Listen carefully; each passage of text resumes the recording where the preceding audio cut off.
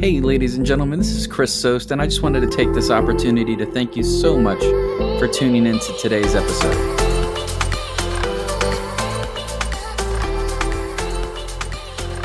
Hey everybody, thanks for tuning in to another episode of the Gig Economy Lounge. I didn't really want to do this topic today. However, after reading everything on social media, I said, I gotta bite. I gotta bite on the topic. I gotta put out the idea. I've got to put out my 2 cents. Even, it might not even be worth 2 cents. I don't know. But today's topic is all about the hoopla surrounding Garrett Camp's $71 million real estate purchase.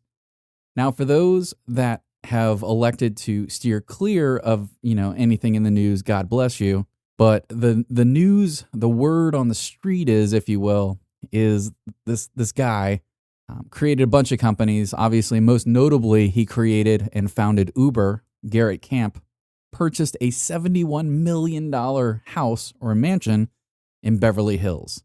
Now, if I were to just stop there, then there would be a whole bunch of people that would, get all up in arms because, the prevailing thought process on social media, at least the vocal one, is how dare he spend $71 million on a house while drivers are driving in poverty or whatever the narrative is. I don't quite get that or subscribe to that mindset, but a little bit of perspective. For those that do have that mindset, if you were to divide $71 million by the 4 million plus active Uber drivers on the platform today, that is $17.75 or 25 cents per driver. So I don't believe by him, taking that $71 million and investing it into an appreciating asset, but instead giving it to, the 4+ million Uber drivers that are out there that feel wronged or, don't feel wronged. I don't believe that's a wise investment. Now, I went a little step further because I love math. And I said, let's take the $3 billion that his stock is currently worth. Now, it's interesting to note that obviously, with most wealthy people, they don't keep their money in cash. It's an extreme waste of wealth to keep something in cash because it's just depreciating. So they buy assets. They buy, real estate. They build companies that can make them more money. This is what people with wealth do. Is they invest it. They don't just spend it. There's a difference between investing and spending. When you spend, you're just buying something tangible, normally food, water, gas, consumer goods, whereas wealthy people like to invest their money into stocks, real estate, business ventures, and things of that nature. So now that we can get past all the numbers, hold on. So I'm sorry. Take the $3 billion that he's currently worth from Uber, and then if you take the $7 billion that Travis Kalanick is currently worth just from Uber, but mind you, these people are worth more money than that. I'll get into the reason why here in a second, but that's roughly $10 billion that they have. Now, if you were to divide $10 billion by the 4 million active Uber drivers, they would essentially give away everything that they gained from Uber, and each driver would receive $2,200 or $2,500. I have that number written down somewhere, but let's just go to the high end and say it's $2,500 each. That's it. That's all you get. $2,500, and all that wealth is now gone. I'm sorry, I don't feel that that's either A, right or even necessary. Like, what's a driver going to do with $2,200, $2,500? Not a whole hell of a lot. What are you going to do with the $17 and some odd cents? Buy dinner or buy a couple of lunches? Like, come on. Like, you can't even fill up your tank of gas for $17 and change, especially in California. But let's look at where Garrett Camp made a lot of money and where he's continuing to make even more money. So Garrett Camp's first company was not Uber. In fact, it was a company he founded or co-founded in 2002 called Stumbled Upon. It was the first web discovery platform and personalized recommendation engine. Like, fantastic, right? In 2006, StumbleUpon relocated to San Francisco upon receiving its first round of funding from Silicon Valley Angels. In 2007, StumbleUpon was listed in Time's 50 best websites and in Time's 50 must-have iPad applications in 2013. StumbleUpon was acquired by eBay for $75 million in 2007 and later spun out in 2009, becoming an independent company again. Following its split off, Garrett worked to expand StumbleUpon's product offering to include mobile phone, app discovery, and social networking. By the way, this entire time after he sold it, he remained CEO of the company. And to this day, he remains a member of the board of directors. So he's continually made money, not only on the $75 million, but he actually ended up buying controlling interest back and, retaining a position on the board there. Interestingly enough, all he does now is retain a board position with Uber. Now you would be saying to yourself, well, he earned, 99% from Uber and then, there's 1% from StumbleUpon. Ahaha. But the story keeps going. The plot thickens. He also started a company called Expa, or however you want to pronounce it. It's EXPA. He formed this company in 2013, integrating his 10 years of startup experience into a system for building new companies. Expa is a startup studio designed by entrepreneurs to create and launch new companies. Also, what else has he been doing since creating Uber? I don't know. Let's go with creating a cryptocurrency called Eco. Not going to go into the details of its cryptocurrency. Now, and if he's still not done. Garrett has invested in and advised new startups. Previously, Garrett invested in Prism Skylabs, a video analytics platform founded by Stephen Russell, Soundtracking, a music sharing application co-founded by Steve Jang of Schematic Labs. He's also invested in Will Call, a live music ticket buying application, PS Department, a personal shopping application, and Blackjet, an on-demand private aviation service. Garrett was also a Series A investor in Behance prior to its acquisition by Adobe in 2012. This man, all he does is succeed in life. He is what you would consider a serial entrepreneur. He's created multiple companies, multiple successful companies, and he's reaping the benefits of doing so. Whether you like the fact that he spent $71 million on a house or not doesn't even really matter. I've never been the type of person, I am nowhere near the stature of, millionaire or multimillionaire status. I'm working towards it, but I'm not there yet. But am I going to shit on somebody because they buy a house worth more money than most people could ever dream of having? No. And if we were to just stop there, then everybody would still have an axe to grind. So let's go on to the next part of Garrett Camp's investment, or philanthropy is the next step. Actually, if you go down, in 2015, he was the 283rd richest person in the world and the third richest Canadian, with an estimated wealth of $5.3 billion US dollars, according to Forbes. As of March 2019, however, Garrett's net worth is calculated at $4.6 billion. So obviously, after the IPO, his shares took a hit, this is where it gets interesting, right? Everybody likes to say how much he's worth, as in if it's worth cash right then and there. It's not. It's very volatile. It could be worth $4 billion tomorrow and $7 billion 6 months from now. It's a very volatile place to be. He has joined the Giving Pledge, a commitment to give away half of his wealth to charity. The Giving Pledge was created in 2010 by Warren Buffett, Bill and Melinda Gates to encourage the world's richest to publicly dedicate the majority of their wealth to philanthropy while they're still alive. In a personal blog post announcing his plans, Camp spoke of recent travels in Kenya, where he connected with people living without access to the basic services like clean water, food, and electricity. In 2018, Garrett established the Camp Foundation, a nonprofit research organization to support research into infrastructure, sustainability, and conservation projects that will have a significant global impact.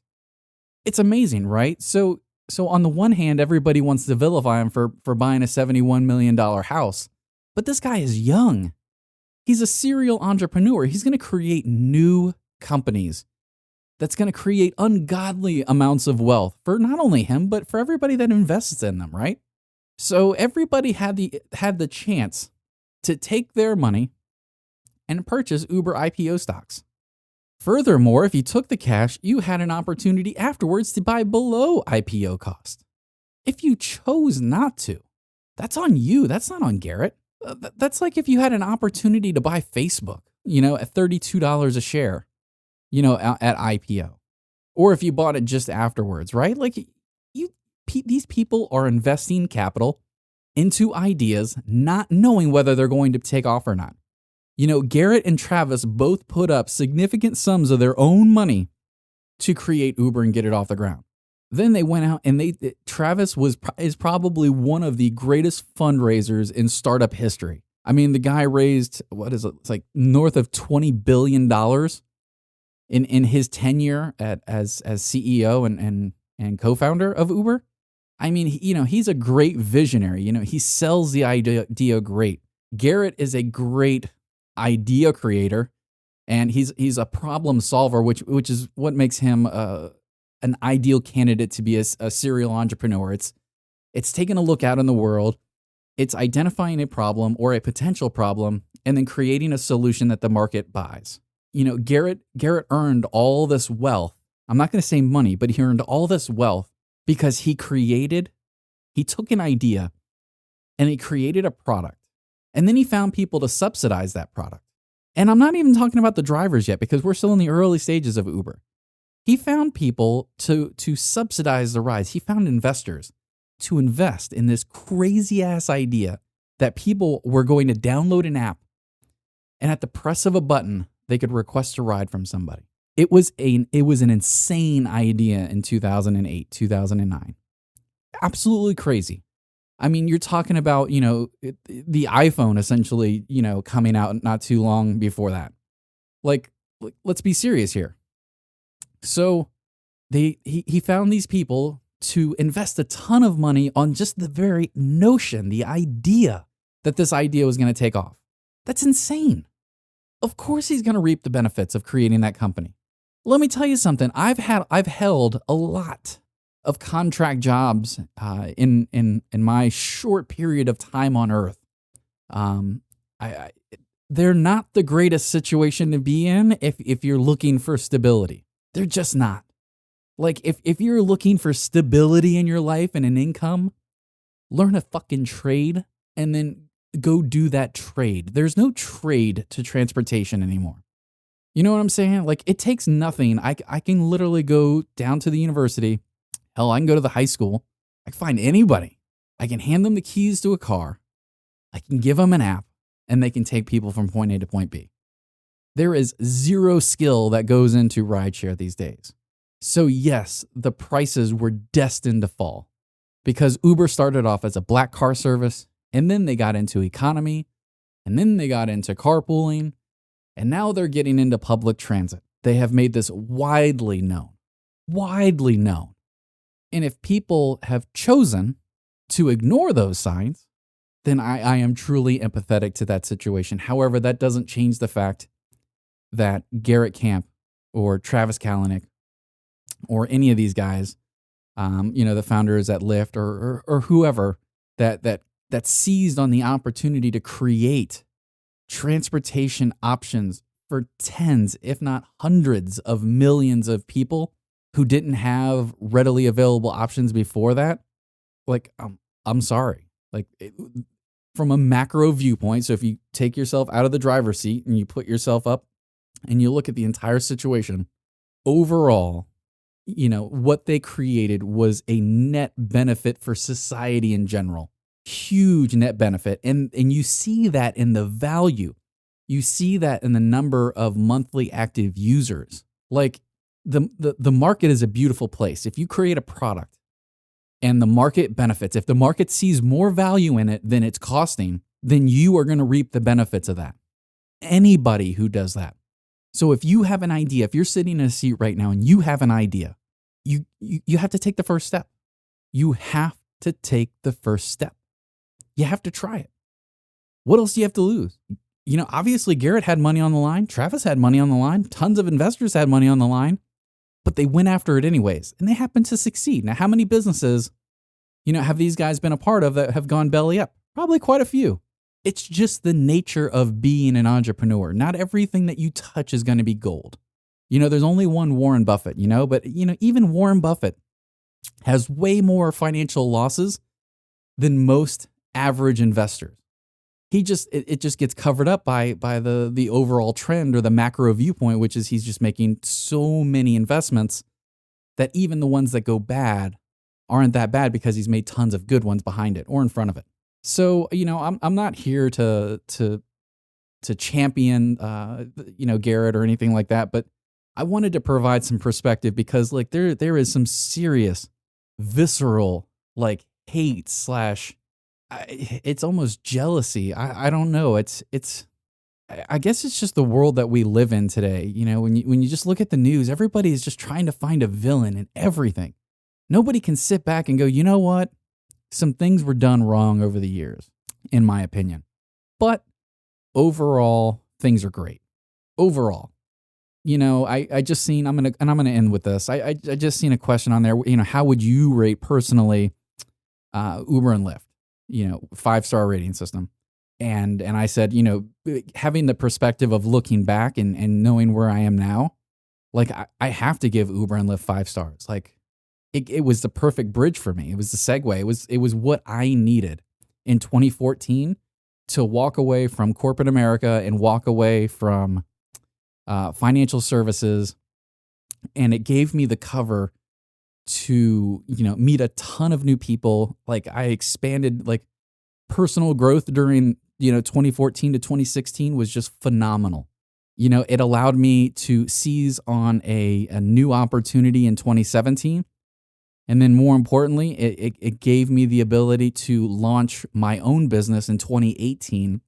And now, I drive 10 to 15 hours a week and now I enjoy it again. Admittedly, in 2016, I wasn't a happy-go-lucky rideshare driver, but looking back, it was exactly what I needed at the time. Everything has a cost, right? There's nothing that's perfect. If you're going to gain freedom, if you're going to gain the ability to do all these other things, you have to be prepared for something negative to happen. It's not all sweet and sugar, right? You have to taste the sour to truly enjoy the sweetness of the honey. So thank you guys so much for tuning into this episode. If you found any value, if you agree, disagree, drop your comments down in the comments section below. There is a subscribe button somewhere around the screen. Go ahead and hit the subscribe button. If you dislike, if you want to yell at me, if you want to tell me to go somewhere, please do so. Have a great day.